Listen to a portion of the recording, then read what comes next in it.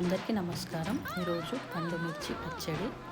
నేను 2 కేజీల పండు మిర్చి తీసుకొని మంచిగా శుభ్రంగా కడుక్కొని తొడుమలు తీసుకొని ఆరబెట్టుకొని ఒక పొడి బట్టతో తుడిచి మంచిగా పెట్టుకోవాలి, తడి లేకుండా.